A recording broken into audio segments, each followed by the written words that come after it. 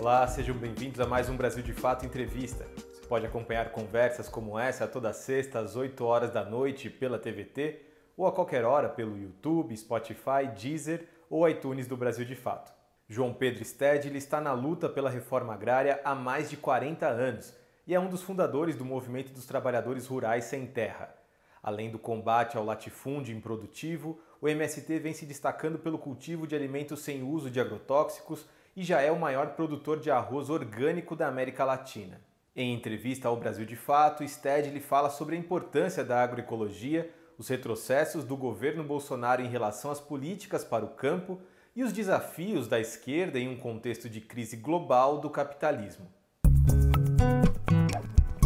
A esquerda é uma ideia generosa de mudar o mundo, de construir uma sociedade igualitária. Ser de esquerda é isso. É todas as pessoas, ainda que não saibam, que queiram construir uma sociedade igualitária. E o capitalismo já está nos seus estretores. Ele não consegue mais resolver os problemas da humanidade. Ao contrário, ele gera cada vez mais desigualdade social. A forma como ele está organizado, ele só acumula para alguns e não resolve as necessidades fundamentais da maioria da população. Há no Brasil, nas últimas 3 décadas, uma disputa permanente entre 3 modelos de domínio da agricultura. Um é o latifúndio atrasado, que só quer se apropriar das terras públicas, da natureza, das florestas, das águas, da biodiversidade. E ele não produz nada, ele só acumula se apropriando dos bens da natureza. Daí o nome atrasado, porque é uma referência à acumulação primitiva de capital. O segundo modelo é o agronegócio. O agronegócio ele só produz commodities para exportação, matérias-primas que vão para o mercado externo, e eles utilizam um modelo de produção baseado no que dizem ser moderno, mas que agride o meio ambiente com o uso de sementes transgênicas, com os agrotóxicos, expulsam a mão de obra com a mecanização e não pagam nada de imposto. Portanto, também é um modelo que acumula riqueza, porém não desenvolve o país. E o terceiro modelo é o nosso modelo da agricultura familiar, camponesa, e nos dedicamos a produzir alimentos para o mercado interno. Então, no contexto geral, o que nós estamos assistindo? Esses 3 modelos se enfrentam lá cotidianamente na realidade, porque eles são contraditórios entre si. Agora, no atual governo neofascista, do capitão que está aí, adquiriram mais força no Estado brasileiro o modelo, sobretudo, do latifúndio, representado lá no governo pelo Ricardo Salles, pelo Naban, que trata, então, como eles disseram, passar a boiada. O que significa isso? Entregar todos os bens da natureza para os latifundiários. Então, os latifundiários, essa forma de expoliação, tem muita força dentro do governo. Já o agronegócio também tem pequenas contradições com eles e é representado no governo pela Tereza, ministra da Agricultura.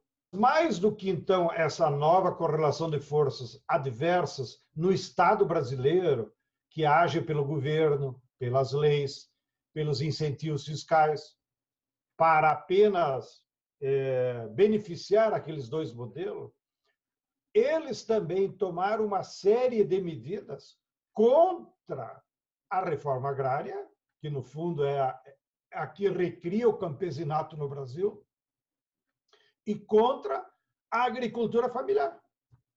Então, quais foram as principais medidas contra? Na área da reforma agrária, eles simplesmente paralisaram. Não tem mais desapropriação.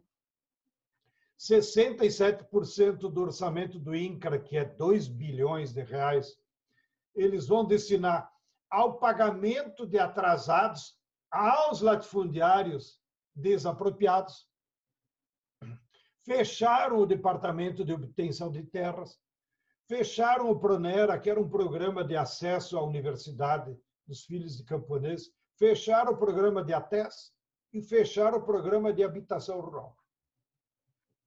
Então, a reforma agrária não existe mais. E eles não querem, fazem declarações públicas dizendo agora acabou a reforma agrária. Eles são tão ignorantes e desonestos na administração do Estado que eles não se dão conta que a política de reforma agrária é uma política de Estado. Está lá na Constituição brasileira, portanto, não deveria depender da vontade de governo, porque a Constituição resgatou esse princípio de que, para combater a pobreza no campo, eliminar a desigualdade social e desenvolver o interior, era preciso desapropriar todas, não é uma aqui, outra lá, todas as grandes propriedades improdutivas. É papel do governo, então, simplesmente fazer o decreto de desapropriação e pagar o antigo proprietário e distribuir ao sem terra. No campo da agricultura familiar, eles também tomaram várias medidas que afetam os agricultores familiares, sobretudo o programa de compra antecipada de alimentos, que é administrado pela Conab. Era um programa muito generoso, porque garantia a compra de qualquer alimento dos camponeses, e pelo contrato que era feito da Conab com os camponeses ou suas associações, os camponeses entregavam esses alimentos direto para os consumidores na cidade, ou para um hospital, para uma escola, para um quartel, para uma prisão, né? Ou para associações de bairro de uma determinada cidade. Também acabaram praticamente com o controle sobre o PNAE. O PNAE determinava o seguinte: 30% de todos os recursos da merenda escolar devem ser adquiridos de produtos alimentícios produzidos pela agricultura familiar. Primeiro, no próprio município, segundo, nos municípios vizinhos, ou então, uma cidade tipo São Paulo, que exige grandes volume de produtos, poderia fazer edital direcionados para a agricultura familiar. Hoje, praticamente não há controle nenhum, além do fato de que, com a Covid, a maioria das escolas não estão funcionando e os prefeitos não se interessaram em transformar, por exemplo, como fizeram em Brasília, apenas para dar um exemplo positivo, que transformaram os recursos da merenda escolar em cesta básica para as famílias das crianças. O modelo do agronegócio é o modelo de produção agrícola organizado pelo capitalismo em todo o mundo, na atual fase que é dominada pelo capital financeiro, os bancos, fundos de investimentos, e pelas grandes corporações internacionais. O modelo do agronegócio é essa forma de produzir na agricultura em que une o proprietário da terra, os fazendeiros, as empresas que fornecem os insumos, agrotóxicos, fertilizantes, máquinas, as empresas que controlam o comércio externo das commodities e os bancos, que utilizam os seus recursos para viabilizar todo esse processo. Então, o modelo do agronegócio, ele é da natureza do capitalismo. E por isso que ele se aplicou na América Latina, na África, na Ásia, independente de governo. Faz parte da lógica do capital.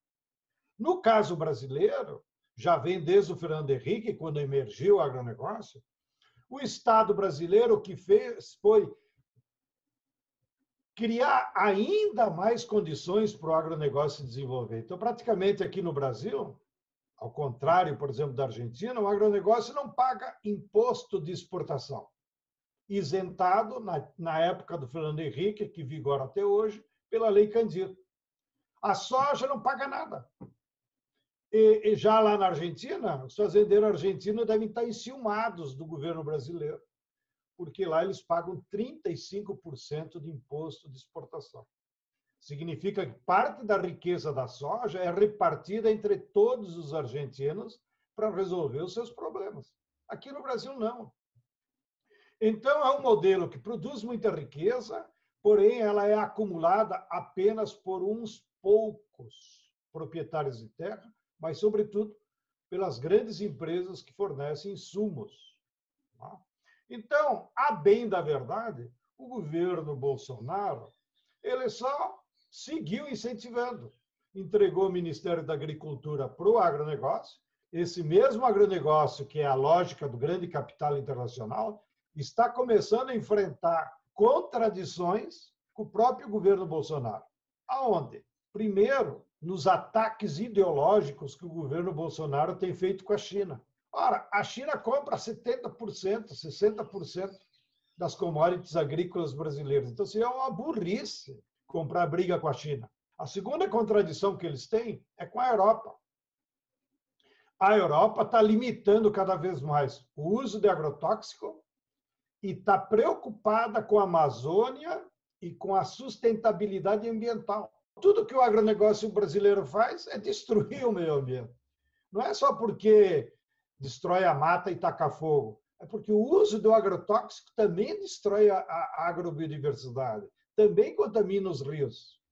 Aqui em São Paulo, quando vem aquelas chuvas formadas lá no centro-oeste, nas nuvens tem glifosato. Porque quando eles aplicam o secante na soja, o secante em pó, ele sobe para a atmosfera e depois volta na forma de chuva. Então, já tem pesquisa da Fiocruz detectando em algumas regiões como o glifosato volta com a chuva sobre toda a população. Então, voltando ao tema do agronegócio, a Europa vai criar cada vez mais condicionantes, sobretudo para as nossas frutas exportadas para a Europa, que usam muito veneno. Tá? E também a Europa vai colocar condicionantes à destruição da Amazônia, à destruição do nosso Pantanal. Isso tudo vai afetar o mercado externo do agronegócio. Lá no campo, claro, o nosso programa é muito simples, eu diria até. Primeiro, os nossos territórios devem ser utilizados fundamentalmente para produzir alimentos para o nosso povo, não para o mercado externo. No mercado externo nós vamos vender o excedente, mas a prioridade é alimentos. E não qualquer alimento, alimentos saudáveis, sem agrotóxico. A forma de produzir esses alimentos saudáveis é a agroecologia. Mas nós temos uma imensa carência do nosso povo em muitos alimentos. Inclusive porque a culinária brasileira é muito rica. Houve um tempo, na época do Lula, que a Conab chegou a comprar 367 tipos diferentes de alimentos produzidos pela agricultura familiar. Olha a riqueza. Tá? É esses alimentos que nós temos que botar na mesa do trabalhador. Muitos dizem, mas o Brasil, o mercado interno é pequeno. É pequeno porque o povo não tem trabalho, não tem renda. Agora, as pessoas não se imaginam. 70% do povo brasileiro não come queijo, não come iogurte. Se nós desse renda para o povo comer queijo e iogurte, vai faltar vaca, para dizer uma brincadeira, nesse país, para produzir tanto leite necessário. Mas eu poderia repetir o exemplo nos sucos, nas frutas, em outros alimentos que o nosso povo é carente, não tem mais o direito de comer. Sigo no meu programa de agricultura, então, para o povo, nós temos que ter como meta também a preservação da água, água saudável, sem agrotóxico. A água é um alimento e não pode ser mercadoria. Então, nós temos que suspender todo esse processo de privatização e ter um grande programa de preservação da água em todo o país, que está combinado com essa campanha que o MST já está envolvido, que é o plantio de árvores. A árvore é a zeladora da água. Então, nós teríamos que ter uma ampla campanha de plantio de árvores em todo o país. seja no interior, nas cidades, tudo quanto é terreno baldio que tem por aí, encher de árvore. Nas vias públicas, nas escolas, etc. Até porque a árvore, além de proteger a água, ela vai nos proteger das mudanças climáticas. Quarto parte do nosso programa é proteger a biodiversidade. Então, nós nos somamos já há anos com o pioneirismo do Greenpeace, que é desmatamento zero. Não podemos mais derrubar nada, nem na Amazônia, nem em lugar nenhum, para proteger os nossos biomas. Tá? Quinto, nós vamos fazer um grande programa de agroindústrias, na forma cooperativada dos camponeses, para encher de agroindústria. Cada município teria que ter várias agroindústrias para beneficiar o leite, as frutas, os alimentos em geral, na forma cooperativa, que daí aquele valor agregado não vai para a Nestlé, não vai para as multinacionais, vai para o povo que mora lá. E a cooperativa gera mais emprego, novas profissões, etc. e tal. E completaria, então, esse programa agrário com um amplo programa de educação para atingir toda a população que vive no meio rural, que é fundamental, porque só o conhecimento salva e liberta as pessoas. A esquerda é uma ideia generosa de mudar o mundo, de construir uma sociedade igualitária. Ser de esquerda é isso. É todas as pessoas, ainda que não saibam, que queiram construir uma sociedade igualitária. E o capitalismo já está nos seus estretores. Ele não consegue mais resolver os problemas da humanidade. Ao contrário, ele gera cada vez mais desigualdade social. A forma como ele está organizado, ele só acumula para alguns e não resolve as necessidades fundamentais da maioria da população. Então, qual é o cenário que nós vamos pela frente do ponto de vista da esquerda? Esquerda social, esquerda sentido genérico, da qual os partidos, os sindicatos e os movimentos que se considerarem de esquerda têm que colocar na sua agenda. Primeiro, é ter essa leitura mais estruturante, histórica, de que nós estamos numa fase da história de uma profunda crise do capitalismo. É uma crise do modo de produção. É uma crise sistêmica. E, portanto, ela vai ser prolongada. Ela não vai terminar com o Covid e com a vacina. Ao contrário, ela tende a se aprofundar na sua natureza econômica, tende-se a se aprofundar na desigualdade social, tende-se a aprofundar nos crimes ambientais cometidos pelas empresas, tende-se a aprofundar na crise política que está relacionada com a natureza do Estado burguês e tende-se a aprofundar, inclusive, nos valores. Porque a única coisa que o capitalismo prega é o consumismo. Só consumismo. E o individualismo. E isso é antissocial. Ninguém constrói uma coletividade, uma sociedade baseada no individualismo e no consumismo. Tá? Bem, aqui no Brasil, essa crise que estou descrevendo percorre o mundo. Então, a esquerda mundial terá que enfrentar a crise do capitalismo. Mas aqui no Brasil nós temos um agravante de ter um governo neofascista, que é o governo do capital. Porém, o governo neofascista está com os dias contados, porque ele não tem projeto de país, ele não tem base social suficiente e ele não criou uma hegemonia na sociedade. Hegemonia você cria com ideias, com propostas. Alguém defende alguma ideia do Bolsonaro? Um sujeito racista, homofóbico, feminicida, para dizer assim, nas suas políticas? Portanto, as ideias fascistas, elas não têm ressonância na sociedade brasileira. A base social e ideológica do Bolsonaro é os 10% de fanáticos que existem em qualquer sociedade, que no caso dele são os fanáticos de direita, de extrema direita. E as próprias eleições municipais revelaram de como ele não tem mais ressonância nas suas propostas.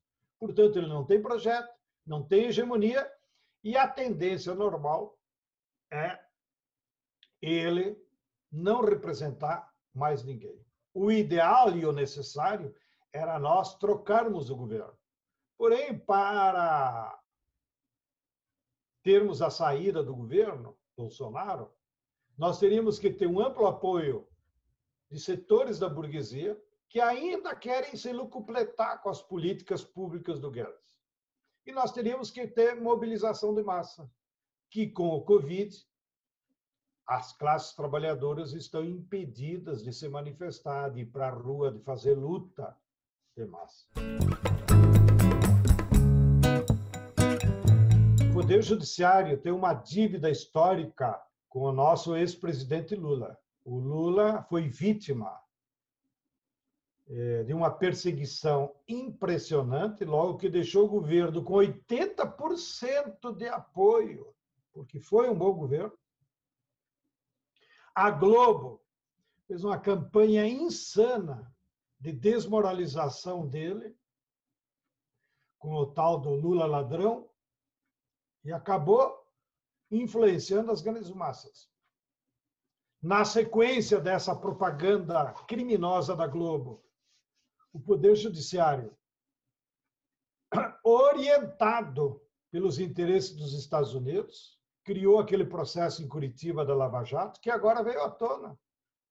As influências que teve do FBI, da CIA, de empresas, descaradamente ao ponto que o ex-juiz que julgou agora é funcionário de uma dessas empresas. Então, aplicaram esses métodos de lawfare, que significa primeiro tu julga na opinião pública e depois tu condena numa sentença fajuta. Então, é obrigação do Poder Judiciário, através do STF, devolver os direitos políticos do Lula. Porque ele não cometeu nenhum crime, ao contrário, quem cometeu o crime foi o Moro. Ao condená-lo a uma prisão injusta. E então eu acho que com a recuperação dos direitos políticos do Lula, que é um dever do Poder Judiciário, o Lula poderá também utilizar da sua influência no povo brasileiro para percorrer o país e pregar as novas ideias de um novo projeto popular para o Brasil. Porque, no fundo, é isso, nós temos que discutir com a sociedade um novo projeto popular. Projeto popular porque todos os recursos do país, seja naturais, seja recursos públicos que recolhemos dos impostos, tem que ser colocado com a prioridade zero em função da melhoria das condições de vida do nosso povo. Você acabou de acompanhar a entrevista com o dirigente nacional do MST, João Pedro Stedley. Confira mais entrevistas como essa pelo YouTube, Spotify, Deezer ou iTunes do Brasil de Fato, ou toda sexta às 8 horas da noite na TVT. Nos vemos na semana que vem.